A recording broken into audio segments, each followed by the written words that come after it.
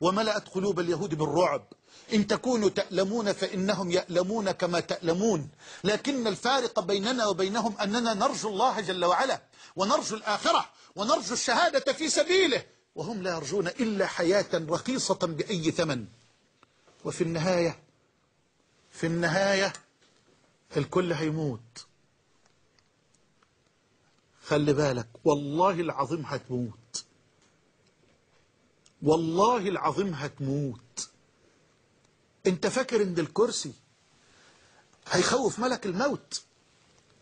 انت فاكر ان الجنود هتخوف ملك الموت؟ لا يا حبيبي. أين الظالمون وأين التابعون لهم في الغي؟ بل أين فرعون وهامان؟ أين من دوخوا الدنيا بسطوتهم وذكرهم في الورى ظلم وطغيان؟ هل أبقى الموت ذا عز لعزته، أو هل نجا منه بالسلطان إنسان؟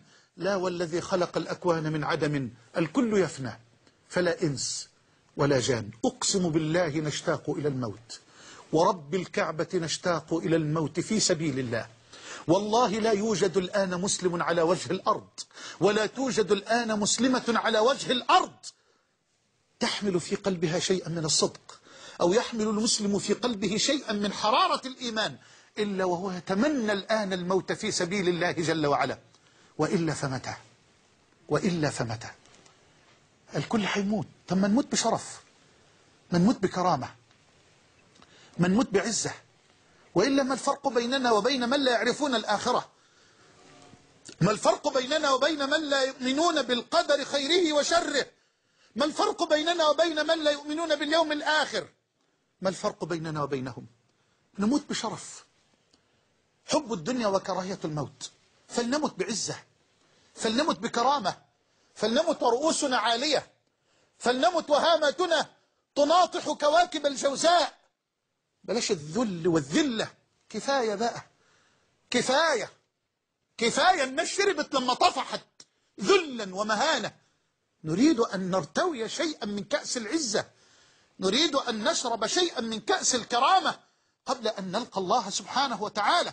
وإلا سيموت المجاهدون وسيموت القاعدون، سيموت المجاهدون وسيموت القاعدون، سيموت المستعلون بالعقيدة وسيموت المستذلون للعبيد، سيموت الشرفاء الذين بون الضيم والذل، وسيموت الجبناء الحريصون على الحياة بأي ثمن، سيموت ذو الاهتمامات الكبيرة والأهداف العالية، ويموت التافهون، ويموت التافهون الحريصون على المتاع الرخيص الزائل. كل من عليها فان، ويبقى وجه ربك ذو الجلال والإكرام. كل من عليها فان. اليوم، بكرة، بعد سنة، بعد مليون سنة هتموت.